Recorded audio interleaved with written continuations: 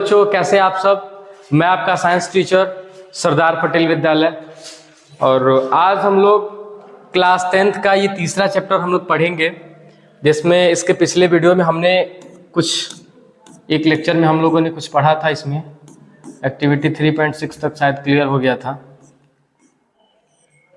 Sorry 3.5 तक clear हो गया था। और आज हम लोग को एक्सरसाइज जो भी एक्टिविटी है 3.6 देखना है। चलिए तो शुरू करते हैं आज क्लास 10th का ये तीसरा चैप्टर केमिस्ट्री का, मेटल्स एंड नॉन मेटल्स। ठीक, तो शुरू करते हैं इसको। आइए, एक्टिविटी 3.6 में क्या कह रहा है, क्या कह रहा है एक्टिविटी 3.6 में। सबसे पहले कह रहा है कि एक इलेक्ट्रिक सर्किट आपको तैयार करना है। ये आपको दिख रहा है यहाँ, जो कि फिगर यहाँ पे दिखाया गया है। फिर कह रहा है कि place the metal to be test in a circuit between terminal A and terminal B as shown, जैसे कि आपको दिखाया गया है। कह रहा है कि does the bulb glow, what does this indicate. समझिए इसको। कह रहा है कि टर्मिनल ए और टर्मिनल बी में आपको ये पूरा सर्किट है और इसमें इलेक्ट्रिक करंट को आपको चेक करना है। ठीक है, इसमें चेक करना है इलेक्ट्रिक करंट को। अब आप बताओ, यदि टर्मिनल ए से टर्मिनल बी को हम कनेक्ट कर दें तो ये पूरा एक सर्किट बन जाएगा। अब जैसे ही इस बैटरी सिम से इलेक्ट्रिक करंट को भेजेंगे तो ये बल्ब यहां से जलना शुरू हो जाएगा, क्योंकि इसको इलेक्ट्रिक करंट मिल रहा है। इसका मतलब ये से समझाने का मतलब है, क्योंकि ये जो यहां से वायर निकल रहा है ये इलेक्ट्रिसिटी का अच्छा कंडक्टर है। अगर यहां से टर्मिनल ए और बी को यदि हम कनेक्ट कर रहे हैं तो अगर इलेक्ट्रिसिटी प्रवेश नहीं कर रहा है, नहीं जा रहा है, इसका मतलब कि ये इलेक्ट्रिसिटी का अच्छा कंडक्टर नहीं है। लेकिन अगर ये बल्ब यहाँ पे जलने लगा तो हम समझेंगे कि ये जो वायर लगा है इसमें ये इलेक्ट्रिसिटी का अच्छा कंडक्टर है। ठीक बात, इसी को आपको ये एक्टिविटी करना था। चलिए इसके बाद देखते हैं। कह रहा है कि you have most have seen, आपने देखा है कि जो भी वायर होते हैं वो करंट को कैरी करते हैं आपके घरों तक। अब आप बताओ कि आपके घरों में जो भी करंट आ रहा है वो कहाँ से आ रहा है। जाहिर सी बात है कि कोई ना कोई वायर से आप सप्लाई लेके आ रहे हो। आपके घरों में जितने इलेक्ट्रॉनिक डिवाइस लगे हैं उसमें आप प्लग लगाते हो और वहां तक करंट पहुंच जाता है। इसका मतलब कि उसमें क्या है, करंट जाता है उसी के माध्यम से, यानी कि वो इलेक्ट्रिसिटी का अच्छा कंडक्टर है।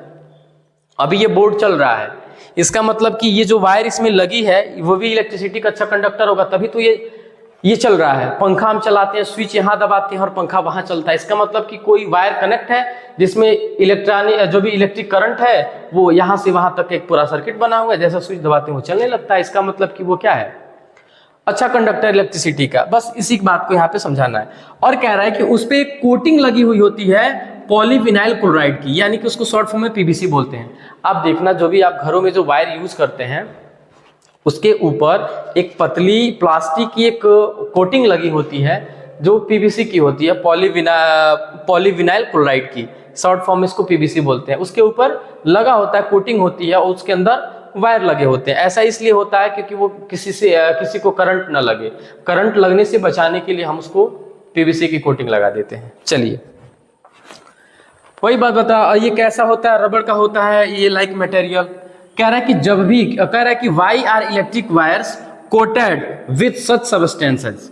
कह रहा है कि हम इलेक्ट्रिक वायर को क्यों कोटिंग करते हैं, पीवीसी से हम उसका कोटिंग क्यों करते हैं। अभी तो मैंने बताया कि अगर वो वायर है इलेक्ट्रिसिटी का अच्छा कंडक्टर है, उसमें से इलेक्ट्रिक करंट जाएंगे और करंट जाएंगे, बाय द वे किसी भी आदमी का हाथ लग गया तो उसको करंट लग सकते हैं। तो करंट लगने से बचने के लिए हम उस पर पीवीसी की कोटिंग लगा देते हैं। और ये पीवीसी इलेक्ट्रिक का अच्छा कंडक्टर नहीं, इलेक्ट्रिसिटी का कंडक्टर होता ही नहीं। ये नॉन मेटल है, इसमें इलेक्ट्रिसिटी प्रवेश नहीं करता है, ना इसमें करंट लगेगा ना कुछ भी। तो इसलिए हम उसका पीवीसी का कोटिंग लगा देते हैं ताकि करंट से आदमी बच सके। उसके बाद कह रहा है कि क्या होता है जब कोई भी मेटल को, जब हार्ड मेटल के सरफेस को हम पीटते हैं। कह रहा है कि do they produce a sound. कह रहा है कि क्या किसी भी मेटल को अगर हम उसके सतह पे अगर हम हथौड़े से मार रहे हैं, पीट रहे हैं, तो क्या उसमें से कोई आवाज निकलती है। इसी बात को पूछ रहा है। कह रहा है कि the material that produce a sound on sticking a hard surface are said to be sonorous. अब कह रहा है कि यदि किसी भी मेटल के सरफेस पे यदि हम क्या कर रहे हैं, पीट रहे हैं, अगर उसमें से आवाज निकल रहा है तो हम उसे कह सकते हैं कि वो मेटल कैसा है, सोनोरस है। ठीक बात। और ये एक प्रकार का मेटल का कैरेक्टर भी है, मेटल का कैरेक्टर भी है कि किसी भी मेटल को अगर हम हथौड़े से पीट रहे हैं, आवाज पीट रहे हैं, तो उसमें से एक साउंड निकलती है, और यानी कि साउंड निकलने का मतलब कि वो क्या होता है, वो मेटल सोनरस होता है। और यही मेटल का कैरेक्टर भी है कि वो सोनरस होते हैं। कह रहा है कि अब आप कह सकते हैं कि जो भी स्कूल की जो बेल होती हैं वो किसका बना होता है, मेटल का ही बना होता है। मेटल का इसलिए बनता है क्योंकि मेटल सोनरस होता है, जब मेटल को पीटेंगे तो उसमें से बढ़िया आवाज निकलेगा। इसीलिए जो भी स्कूल में जो घंटी लगती है वो किसकी होती है, मेटल की होती है। ठीक बात। चलिए यहां तक मेटल हम लोगों ने खत्म कर लिया। इसके बाद हमको पढ़ना है नॉन मेटल। ये एनसीईआरटी है, जो भी यहाँ पे पढ़ाया जाएगा पूरा पूरा एनसीईआरटी, एनसीईआरटी से बाहर एक शब्द भी। और जो भी पेपर आपके कंडक्ट होते हैं 9th और 10th, पूरा पूरा एनसीईआरटी। यूपी बोर्ड के जितने इंग्लिश मीडियम के पेपर है सिर्फ आप किताब पढ़ लीजिए, बाहर का कोई गाइड नहीं, सिर्फ आप किताब पढ़ के जाइए, एक एक लाइन पढ़ के जाइए, एग्जाम में पूरा करके आएंगे। ठीक है, तो बस हमें एनसीईआरटी पे फोकस करना है, सिर्फ और सिर्फ एनसीईआरटी। चलिए एनसीईआरटी आपका क्या कह रहा है, नॉन मेटल। अब आपको पढ़ना है heading non metal. Non metal क्या होते हैं, जैसे मेटल थे उनका उल्टा नॉन मेटल। ठीक है, पढ़ते हैं। कह रहा है कि इन द प्रीवियस क्लास, पिछली कक्षा में हमने पढ़ा था, क्या पढ़ा था, कि बहुत कम ही नॉन मेटल होते हैं एज कंपेयर टू मेटल। कह रहा है कि हमने पिछली कक्षा में पढ़ा था कि जो नॉन मेटल होते हैं मेटल की अपेक्षा बहुत कम होते हैं। आपका लगभग औसत जो होता है 78% आपके मेटल होते हैं। ठीक है, इसके बाद अकेला मेटल ही 78% हो गया। और 78 के बाद आपके कितने बचेंगे, 22%। 22% में आपके नॉन मेटल भी हैं और मेटलॉइड्स भी हैं। तो आप देखिए कि मेटल का रेशियो कितना है, 78% अकेला मेटल है, इससे कम ही होता है नॉन मेटल। इसी बात को एनसीईआरटी कह रहा है। कह रहा है कि इनमें से कुछ एग्जाम्पल आपके बता रहे हैं नॉन मेटल के, जैसे कि carbon, sulphur, iodine, oxygen, hydrogen इत्यादि। अब कह रहा है कि नॉन मेटल का आपका उदाहरण बता रहा है, जैसे कि कार्बन हो गया, सल्फर हो गया, आयोडीन हो गया। ठीक है, ये सब एग्जाम्पल जो है वो नॉन मेटल के एग्जाम्पल हैं। ठीक बात, ये सब एग्जाम्पल नॉन मेटल के हैं। चलिए, कह रहा है कि जो भी नॉन मेटल होते हैं आइदर या तो सॉलिड होते हैं या गैस होते हैं, except bromine which is a liquid. अब बता रहे हैं जो भी नॉन मेटल होते हैं उनका फिजिकल रखरखाव कैसा होता है। ठीक है, इन दिखने में कैसे लगते हैं, तो बता रहा है कि जो भी नॉन मेटल होते हैं, जो भी नॉन मेटल होते हैं वे कैसे होते हैं, या तो सॉलिड फॉर्म में होंगे, या तो सॉलिड फॉर्म में होंगे। ठीक है, या तो सॉलिड फॉर्म में होंगे, या तो आपके गैस फॉर्म में होंगे, या तो गैस फॉर्म में होंगे, या तो सॉलिड या तो gas. Non metal, non metal या तो सॉलिड या तो गैस। एक ऐसा नॉन मेटल है ब्रोमीन, एक ऐसा नॉन मेटल है ब्रोमीन जो कि कैसा होता है, लिक्विड होता है। इसको याद रखेंगे आप कि नॉन मेटल जो भी होते हैं या तो सॉलिड होंगे या तो गैस होंगे, लेकिन एक्सेप्ट ब्रोमीन के बजाय, यानी कि एक ऐसा एलिमेंट है सिर्फ ब्रोमीन जो कि ना सॉलिड होगा ना गैस होगा, वो कैसा पाया जाएगा, वो लिक्विड फॉर्म में पाया जाएगा। इस बात को आप याद रखेंगे।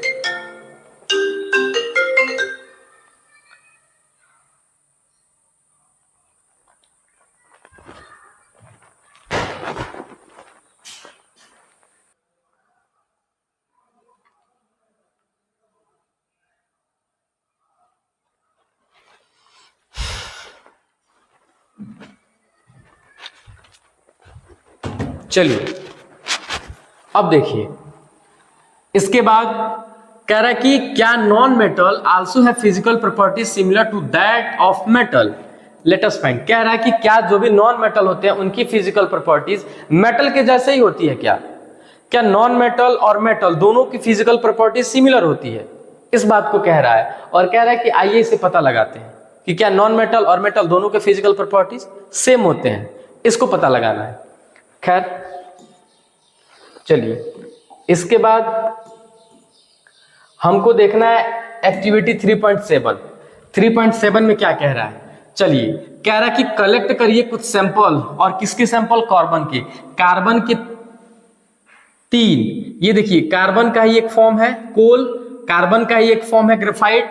ठीक है, यानी कि आपको कार्बन लेना है, कार्बन के 2 फॉर्म कोल और ग्रेफाइट। सल्फर लेना है और आयोडीन लेना है। ठीक, हमने ले लिया। कैरी आउट द एक्टिविटीज 3.1 यानी कि 3.1 से लेकर 3.4 और 3.6 के बीच हमको क्या करना है, कैरी आउट पता लगाना है with this non metal and record your. यहां देखो, यहां आइए, कह रहा है कि complete your observation regarding metal and non metal in table. अब बताओ, यहां पे कुछ टेबल दिए गए हैं, एक आध मैं आपको बता दे रहा हूं, बाकी आप लोग इसको खुद से बनाइएगा।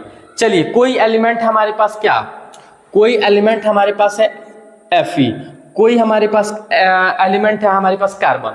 चलो, दो हमने एग्जांपल लिया, एक लिया मेटल का, दूसरा लिया नॉन मेटल का। चलिए, इसका सॉरी, यहां पे हम लिखेंगे आयरन, यहां पे लिखेंगे कार्बन, यहां पे सिंपल इसका होगा Fe और इसका होगा simple C। Type of surface छोड़िए, इसका बताइए हार्डनेस, मेन चीज है उसको पढ़ लेते हैं।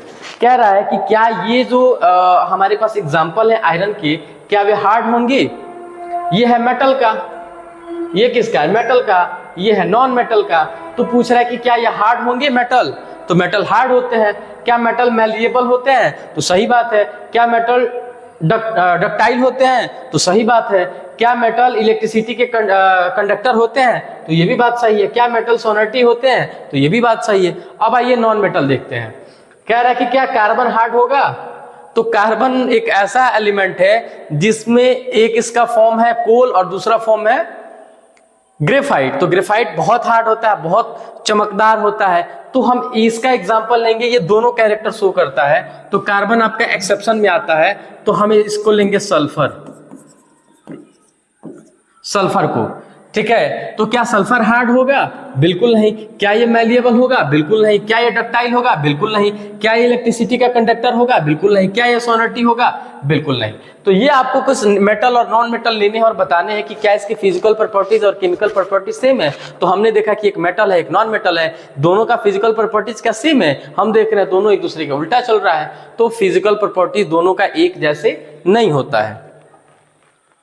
चलिए आगे, कह रहा है कि on the basis of the observation record, यानी कि आपने जो पाया इसको आप लिखेंगे और डिस्कस करना है इनके फिजिकल प्रॉपर्टीज के बारे में, इस मेटल के और नॉन मेटल के इन द क्लास। कह रहा है कि इस क्लास में हमको मेटल और नॉन मेटल के सिर्फ फिजिकल प्रॉपर्टीज के बारे में ही चर्चा करना है। तीसरे चैप्टर में अभी आप जो इस क्लास में अभी जो आप पढ़ेंगे घंटे भर, इसमें आपको मेटल और नॉन मेटल दोनों के फिजिकल प्रॉपर्टीज ही सिर्फ देखना है, जनरल फिजिकल प्रॉपर्टीज देखना है। कह रहा है कि you must have conclude that we cannot group element according to their physical properties alone as there are many exception। अब देखो, कह रहा है कि दोनों का फिजिकल प्रॉपर्टीज तो एक जैसा नहीं होता है, लेकिन इसमें कुछ अपवाद भी है, कुछ एक्सेप्शन भी है। उस एक्सेप्शन को आइए देखते हैं। एक्सेप्शन देखते हैं। कह रहा है कि सभी मेटल मरकरी के बजाय, सभी मेटल मरकरी के बजाय सॉलिड होते हैं एट रूम टेम्परेचर। सभी मेटल कैसे होंगे? सॉलिड होंगे। सिर्फ सॉलिड कौन नहीं होगा? मरकरी। अब बताओ, सभी मेटल सॉलिड होते हैं, लेकिन एक ऐसा मेटल है जो कि रूम टेम्परेचर पे कैसा होता है? लिक्विड होता है। ठीक है, ये इसमें लिखा नहीं है। ठीक है, सभी मेटल सॉलिड होते हैं रूम टेम्परेचर पे, लेकिन मरकरी एक ऐसा एलिमेंट है जो कि रूम टेम्परेचर पे कैसा होता है? लिक्विड होता है। इस एक्टिविटी में ऑब्जर्व जो आपने किया, that metals have high melting point, और इस मेटल के जो भी मेल्टिंग पॉइंट होते हैं वे बहुत हाई होते हैं। ठीक है, चलिए नेक्स्ट। इसके बाद हमको कुछ एक्सेप्शन देखना है। हमको कुछ एक्सेप्शन, ये जितने दिए हैं सब एक्सेप्शन दिए हैं। मेटल और नॉन मेटल के दोनों फिजिकल प्रॉपर्टीज देखना है। दोनों मेटल और नॉन मेटल के दोनों फिजिकल प्रॉपर्टीज एक दूसरे से उल्टा थे, लेकिन इसमें कुछ अपवाद है। क्या क्या? जो दोनों में सेम मिल जा रहा है उसको हमको देखना है। ठीक है, आइए ऊपर, यहाँ कुछ आधा ऊपर लिखा है। कह रहा है कि इनके हाई मेल्टिंग पॉइंट होते हैं, बट लेकिन किसके किसके? गैलियम और सीजियम के वेरी लो मेल्टिंग पॉइंट।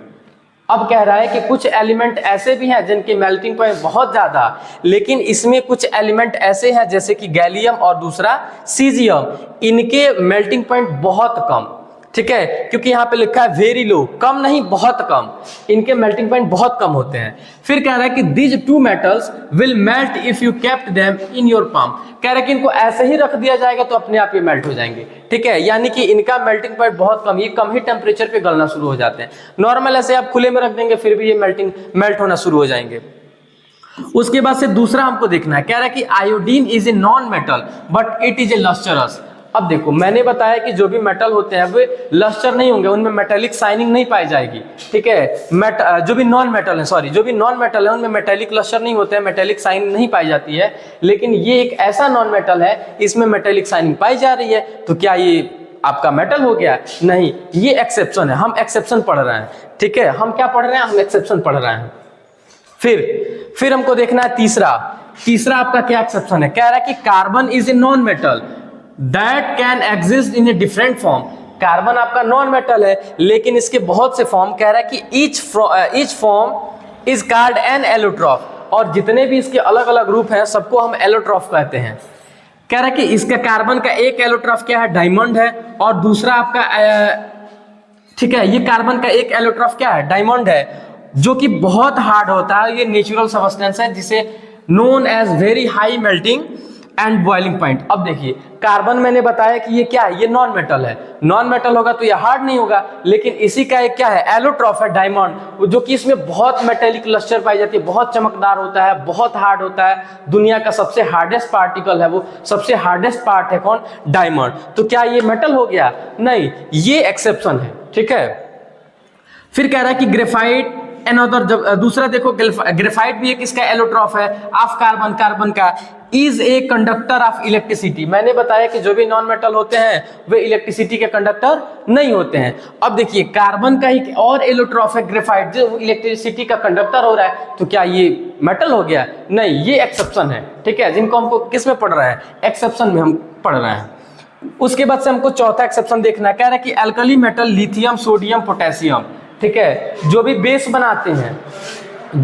बनाते हैं हम उन्हें क्या बोलते हैं? एल्कली। जो बेस पानी में घुल जाते हैं हम उन्हें एल्कली बोलते हैं। तो कह रहा है कि कुछ एल्कली मेटल हैं जैसे लिथियम, सोडियम और पोटेशियम है, जो कि बहुत सॉफ्ट होते हैं, that they can be cut with knife, और ये आसानी से चाकू से कट भी सकते हैं। हमने तो पढ़ा था कि जो मेटल होते हैं बहुत हार्ड होते हैं, वे आसानी से चाकू से नहीं कटते हैं। लेकिन कुछ मेटल ऐसे भी हैं जो आसानी से कट जा रहे हैं, जैसे कि सोडियम एक प्रकार का मेटल है और वह आसानी से कट जा रहा है। तो क्या ये नॉन मेटल हो गया क्योंकि सॉफ्ट है? नहीं, ये मेटल होंगे, लेकिन ये क्या है? एक्सेप्शन हम पढ़ रहे हैं। फिर कह रहा है कि they have low densities and low melting point. ठीक है, इनके मेल्टिंग पॉइंट बहुत कम होते हैं। चलिए आगे क्या कह रहा है? कह रहा है कि element can be more clearly classified as metal and non metal on the basis of their chemical properties. अब इस मेटल और नॉन मेटल के जब हम केमिकल प्रॉपर्टीज पढ़ेंगे और आसानी से क्लियर हो जाएगा। अब हमको एक्टिविटी देखना है 3.8। एक्टिविटी 3.8 देखना है। कह रहा है कि हम मैग्नीशियम लेना है, हमें क्या लेना है? मैग्नीशियम लेना है। मैग्नीशियम का रिबन हमने लिया और कुछ सल्फर पाउडर लिया। हमने दो चीज लिया, एक लिया है मैग्नीशियम और दूसरा लिया है सल्फर पाउडर। ठीक है, चलिए कह रहा है कि बर्न द मैग्नीशियम रिबन। अब इस मैग्नीशियम रिबन को हमको जलाना है। यहाँ पे देखिए मैग्नीशियम रिबन हमने ले लिया। अब इसको क्या करना है? जलाना है, तो O2 से रिएक्शन करवाएंगे। तो यहाँ पे बनेगा क्या? MgO, मैग्नीशियम ऑक्साइड बनेगा। जलाया हमने। कह रहा है कि कलेक्ट द एसेज, इसके राख को, जो भी यहाँ पे पीपीटी बचेगा इसका, जो भी पाउडर बचेगा पीपीटी, जो भी प्रेसिपिटेट बचेगा पाउडर इसका, उसको जमा करना है और इसको क्या करना है? पानी के साथ इसको डिजोल्व करना है, मिलाना है। चलिए हमने एक कर लिया। फिर कह रहा है कि test the resultant solution with both red and blue litmus paper. अब देखो इस मैग्नीशियम ऑक्साइड को हमने पानी में घोला। मैग्नीशियम ऑक्साइड को हमने क्या किया? हमने पानी में घोला। ठीक है, घोलने के बाद, ठीक है, जब पानी में घुल गया उसके बाद हमको लेना है लिटमस पेपर, ब्लू और रेड दोनों। अब इसके बाद इसको टेस्ट करना है कि कौन सा मैग्नीशियम ऑक्साइड, ये जो मैग्नीशियम ऑक्साइड है वो एसिडिक नेचर का है कि बेसिक नेचर का है। ठीक बात, मैग्नीशियम को क्या करना है? एसिड के साथ, लिटमस पेपर के साथ ब्लू और रेड दोनों लिटमस पेपर होगा, दोनों लिटमस के पेपर के साथ इसको क्या करना है? चेक करना है कि कौन सा एसिडिक नेचर का है कि बेसिक नेचर का। फिर कह रहा है कि अब सल्फर पाउडर को हमने लिया, इसका हम टेस्ट करेंगे टेस्ट ट्यूब में over the burning sulphur and collect the fumes. अब देखो अलग अलग दोनों करना है। पहले हम क्या करेंगे, मैग्नीशियम को क्या करेंगे, जलाएंगे, उसका राख हमने रख लिया, फिर उसको क्या करेंगे, लिटमस पेपर के साथ उसका टेस्ट करेंगे कि एसिडिक नेचर का बेसिक नेचर। उसके बाद सल्फर है, सल्फर एक प्रकार का नॉन मेटल है, नॉन मेटल को भी हम जलाएंगे, इसके फ्यूम्स को क्या करेंगे, लिटमस पेपर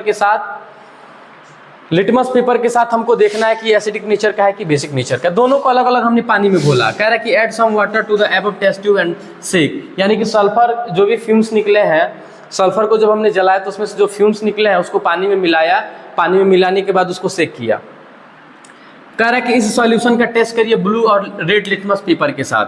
कह रहा है कि क्या इसमें से जो प्रोडक्ट फॉर्म बने हैं बर्निंग सल्फर एसिडिक और बेसिक नेचर का है। कह रहा है कि can you right equation for this reaction. अब इसका रिएक्शन आपको लिखना है। यहाँ नीचे क्लियर होगा कि कौन सा एसिडिक नेचर का था और कौन सा बेसिक नेचर का था। मैग्नीशियम ऑक्साइड एसिडिक नेचर का था कि बेसिक नेचर का था, या सल्फर ऑक्साइड एसिडिक नेचर का था कि बेसिक नेचर का था। अब देखिए यहाँ पे क्लियर होगा। कह रहा है कि most non metal produce acidic oxide. अब बताइए, कह रहा है कि जो भी नॉन मेटल होते हैं वो कौन सा नेचर, एसिडिक ऑक्साइड बनाते हैं। तो नॉन मेटल कौन था, सल्फर। तो जो सल्फर वाला था वो कौन सा नेचर, एसिडिक नेचर शो करेगा। फिर कह रहा है कि जब हमने इसको पानी में डिजॉल्व किया, कह रहा है कि ऑन द अदर हैंड, फिर कह रहा है कि most metal give rise to basic oxide. अब देखो जो मेटल होते हैं, मेटल कौन था इसमें, मैग्नीशियम था। हमने O2 के साथ रिएक्शन करवाया तो क्या मिला, मैग्नीशियम ऑक्साइड मिला। और ये कह रहा है कि जो भी मेटल होते हैं, ये तो मेटल है ना, तो जो मेटल वाला है वो क्या देगा, बेसिक ऑक्साइड। तो इससे पता चला कि जो भी नॉन मेटल के जो ऑक्साइड होते हैं वो कैसे, कौन से नेचर के, वो एसिडिक नेचर, और जो नॉन मेटल होते हैं वो कैसे, बेसिक नेचर शो करते हैं। कह रहा है कि यू विल बी लर्निंग, आप पढ़ेंगे more about this metal oxide in the next section. अब आप अगले क्लास में क्या करेंगे, इसको और अच्छे से पढ़ेंगे। आपके पास कुछ क्वेश्चंस हैं, आपके पास कुछ क्वेश्चन है, आइए इसको देखा जाए, किया जाए। कह रहा है कि give an example of metal which, कह रहा है कि is a liquid at room temperature. बता दो ऐसा कोई मेटल है जो रूम टेम्परेचर पे लिक्विड होता है, बता दो मरकरी। फिर कह रहा है कि can be easily cut with a knife, जो आसानी से चाकू से कट जाए, बता दो ऐसे मेटल को। सोडियम था, पोटेशियम था और लिथियम था। क्या आप नीचे का पूरा बना ले जाएंगे? आप इसको प्रयास करिएगा, नहीं होता है तो आप कमेंट करिएगा, इसको दोबारा जो भी एनसीईआरटी के जो भी प्रैक्टिस क्वेश्चन है उसको करवा दिया जाएगा। फिर पूछ रहा है कि is the best conductor of heat, ये भी आप पढ़े ही है। कह रहा है कि is a poor conductor of heat, ये भी आपने पढ़ा है। कह रहा है कि explain the meaning of malleable and ductile, ये भी आपने पहले लेक्चर में आपने पढ़ा है। ठीक है, तो लगभग जो भी क्वेश्चन आ रहा है लगभग हो जा रहा है। अब हम शुरू कर रहे हैं केमिकल प्रॉपर्टीज। ठीक है, केमिकल प्रॉपर्टीज शुरू कर रहे हैं। Chemical properties of metal, metal के क्या देखने हैं, केमिकल प्रॉपर्टीज देखना है। कह रहा है कि यू विल लर्न, आप पढ़ेंगे about the chemical properties, chemical properties के बारे में पढ़ना है, किसके, मेटल के, इन द फॉलोइंग सेक्शन। यानी कि अब जो आप पढ़ रहे हैं इसमें आपको क्या क्या पढ़ना है, केमिकल प्रॉपर्टीज पढ़ना है किसी मेटल के। कह रहा है कि collect the sample of the following metal, aluminium, copper, iron, lead, magnesium, zinc and sodium. यानी कि आपके पास कुछ मेटल दिया है सैंपल। ठीक है, ये सब किसके एग्जाम्पल हैं, ये सब एग्जाम्पल आपके हैं मेटल के, ये सारे एग्जाम्पल आपके किसके हैं, मेटल के एग्जाम्पल हैं। तो हमने ये ले लिया। अच्छा, वो सैंपल लेने के बाद, उस सैंपल को लेने के बाद, ठीक, आपको देखना है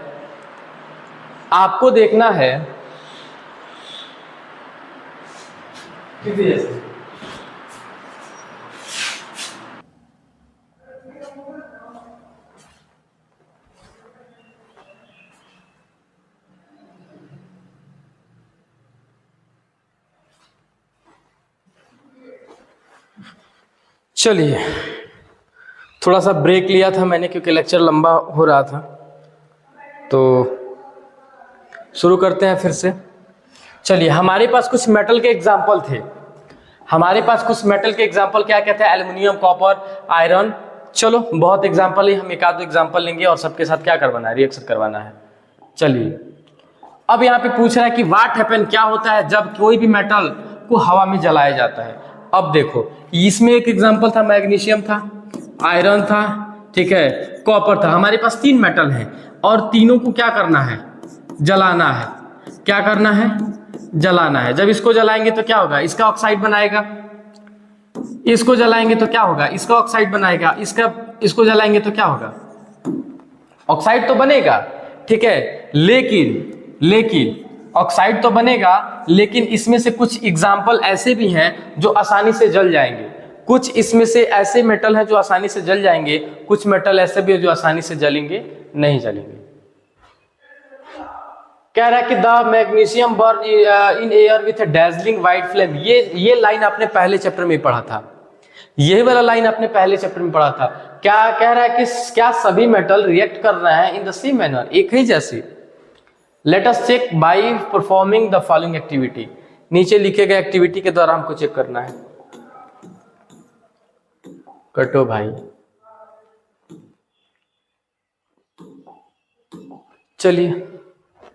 कह रहा है एक्टिविटी 3.9, कह रहा है कि जो भी एक्टिविटी है इसको क्या करना है, टीचर की नजर में करना है। बहुत अच्छा होता है यदि आप क्या करते हैं, आंखों पे कोई प्रोटेक्शन पहन ले इस एक्सपेरिमेंट को करने से पहले। कह रहा है कि पकड़ना है कोई of the sample taken above with a pair of tong and try burning over a flame. कह रहा है कि किसी चिमटे के माध्यम से आपको पकड़ना है और किसी भी बर्निंग फ्लेम के ऊपर लेके जाना है। किसको, उन सैंपल को। हमने Mg को लिया, हमने कॉपर लिया और हमने Fe लिया, तीनों को पारी पारी से। ओके, हाँ मैंने मिलीग्राम्स किया हुआ के लिए वेब पर मुझे ये मिला, इसे देखिए। ए भाई, चलिए। इसके बाद कह रहा है कि रिपीट करिए with the other metal sample. फिर कह रहा है कि let us products and the metal surface cool down.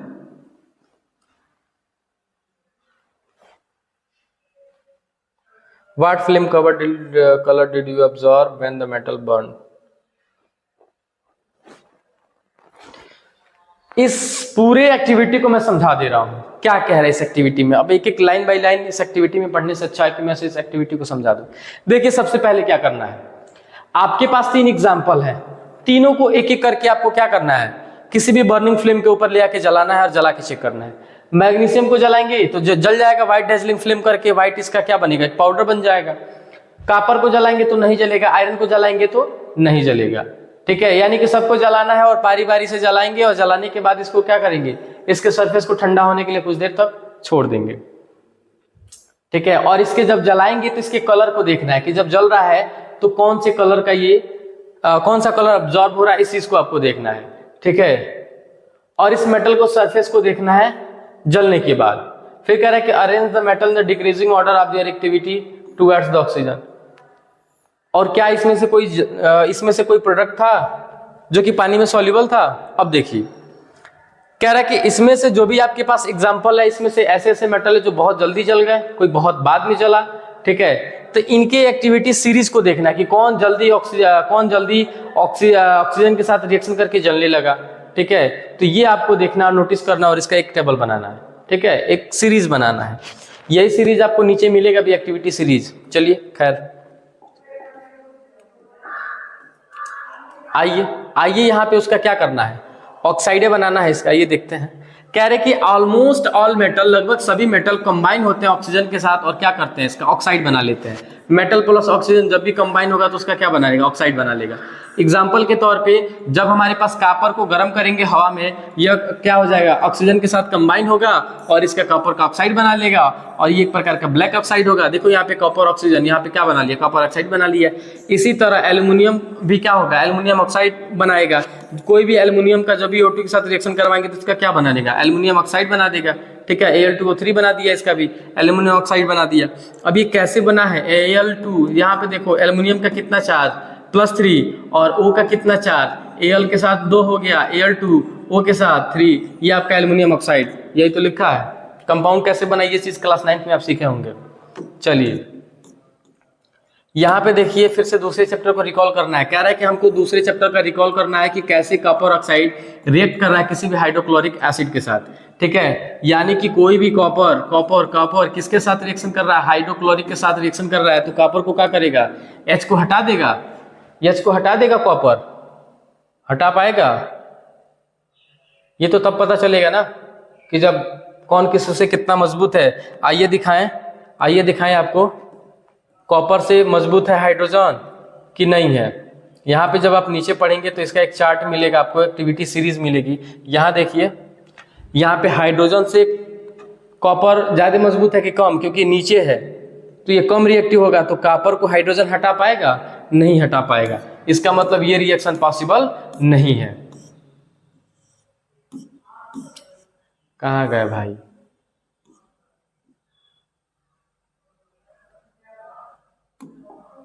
चलो, तो कोई भी कॉपर HCl के साथ रिएक्ट नहीं कर पाएगा। अगर इसका कॉपर का ऑक्साइड होगा, कॉपर ऑक्साइड किसके साथ रिएक्शन कर लेगा? HCl के साथ रिएक्शन कर लेगा। यहाँ पे कह रहा है कि कॉपर ऑक्साइड में रिएक्शन करता था, रिएक्ट होता था किसके साथ? हाइड्रोक्लोरिक एसिड के साथ। वी हैव लर्न, हमने देखा है, हमने पढ़ा है दैट कि मेटल ऑक्साइड जो होते हैं वो बेसिक नेचर के होते हैं। इसके पहले भी हमने पढ़ा था। बट लेकिन कुछ मेटल ऐसे भी हैं, कुछ मेटल ऑक्साइड ऐसे भी हैं जैसे कि एल्युमिनियम ऑक्साइड, जिंक ऑक्साइड, ठीक है, जो कि क्या करते हैं? एसिडिक और बेसिक नेचर दोनों शो करते हैं, ठीक है, basic behaviour. Such metal oxide which react with both acid as well as base, यानी कि जो एसिड और बेस दोनों के साथ रिएक्ट कर रहा है और क्या बना दे रहा है? साल्ट बना रहा है और वाटर बना रहा है। ऐसे इस तरीके के क्या कहते हैं? इस प्रकार के जो भी ऑक्साइड बनते हैं और एसिडिक और बेसिक नेचर दोनों के साथ रिएक्ट कर रहा है, उन्हें हम क्या कहते हैं? एम्फेटोरिक ऑक्साइड बोलते हैं। एल्युमिनियम ऑक्साइड रिएक्ट हो रहा है किसके साथ? सबके साथ। देखिए कैसे हो रहा है। एल्युमिनियम ऑक्साइड किसके साथ? HCl के साथ, यानी कि एक प्रकार का एसिड के साथ भी रिएक्ट हो गया। ये एल्युमिनियम ऑक्साइड किसके साथ? ये बेस हो गया, यानी कि बेस के साथ भी रिएक्ट हो गया। तो हम इन्हें क्या कहेंगे? एम्फेटोरिक ऑक्साइड बोलेंगे, ठीक है। चलिए, फिर कह रहा है कि मोस्ट मेटल ऑक्साइड, अत्यधिक जो भी मेटल के ऑक्साइड होते हैं वो क्या होते हैं? आर सॉल्युबल, इनसॉल्युबल, घुलते नहीं है पानी में, ठीक है। लेकिन कुछ ऐसे भी some of this dissolve in water, लेकिन इनमें से कुछ ऐसे भी है जो पानी में घुल जाते हैं टू फ्रॉम एल्कलीज, और ऐसे बेस जो पानी में घुल जाते हैं हम उन्हें क्या बोलते हैं? एल्कली बोलते हैं। सोडियम ऑक्साइड, ठीक है, और potassium oxide dissolve in water to produce alkali as follow. देखो यहाँ पे कुछ ऑक्साइड ऐसे भी हैं जो आसानी से पानी में घुल जाते हैं, ठीक है। यहाँ पे देखो ये एल्कली बेस है, इनको एल्कली बेस भी कहा जाता है। यहाँ पे सोडियम ऑक्साइड आसानी से पानी में घुल गया, ठीक है, NaOH बना दिया। यहाँ पे पोटेशियम ऑक्साइड भी आसानी से पानी में घुल जाता है, ठीक है। और जो बेस आसानी से पानी में घुल जाते हैं हम उन्हें एल्कली बोलते हैं, ठीक बात। यहाँ तक समझ में आया। चलिए, इसके बाद यहाँ पे बहुत मतलब की बात नहीं है, इनमें जो बात लिखी है हम उसको समझा दे रहे हैं। इसमें से कुछ 2-4 लाइन अच्छी हैं, इसको हम लोग पढ़ ले रहे हैं। कह रहा है कि हमने देखा है एक्टिविटी 3.9 में दैट जो जितने भी मेटल होते हैं do not react with the oxygen. अब ये बात कह रहा है कि लगभग सभी मेटल या जितने भी मेटल हैं, कुछ मेटल ऐसे भी हैं जो ऑक्सीजन के साथ रिएक्ट नहीं कर रहे हैं। सेम रेट के साथ रिएक्शन तो करते हैं लेकिन एक वेग से रिएक्ट नहीं करते हैं, ठीक है। कोई ज़्यादा, कोई कम, कोई बहुत जल्दी करता है, कोई बहुत बाद में करता है, ठीक है। कह रहा है कि डिफरेंट मेटल शो, अलग अलग प्रकार के मेटल आपको दिखाते हैं, अलग अलग प्रकार की एक्टिविटी दिखाते हैं, ठीक है, ऑक्सीजन के लिए। फिर कह रहा है कि metal such as potassium and sodium, और कह रहा है कि पोटेशियम और सोडियम एक ऐसे मेटल हैं जो क्या कर रहे हैं? रिएक्ट सो विगोरसली, बहुत जल्दी रिएक्ट हो जाते हैं, दैट दे कैच फायर, और वे आसानी से आग लग जाते हैं। यानी कि जो भी सोडियम और पोटेशियम है बहुत जल्दी ही पानी के साथ क्या करते हैं? पानी या ऑक्सीजन के साथ रिएक्ट करके क्या हो जाते हैं? आग लग जाते हैं। इसलिए हम इन्हें रखते हैं कहाँ? कह रहा है कि यदि हम इन्हें खुले में रखते हैं, जैसे कि अगर हम सोडियम और पोटेशियम को खुले में रखते हैं तो बहुत जल्दी आग लग जाते हैं। इसीलिए क्या कर रहे हैं? प्रोटेक्ट देम, उन्हें बचाने के लिए, एंड टू प्रिवेंट एक्सीडेंट, और एक्सीडेंट से बचाने के लिए कि आग ना लगे, हम क्या कर रहे हैं? इसको रखते हैं इमर्ज इन कैरोसिन ऑयल, हम मिट्टी के तेल में डुबो कर रखते हैं। पूछा जाएगा कि कैरोसिन ऑयल में किसको डुबा के रखा जाता है? तो सोडियम और पोटेशियम को। और क्यों रखा जाता है? क्योंकि ऑक्सीजन से रिएक्ट करके तुरंत जलने लगते हैं, इसलिए हम इन्हें क्या करते हैं? कैरोसिन ऑयल में डुबा के रखते हैं, ठीक है।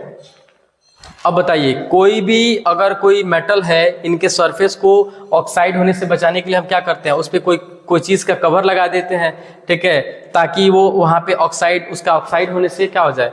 बच जाए, ठीक है। बाकी कोई मतलब की बात नहीं है। ठीक,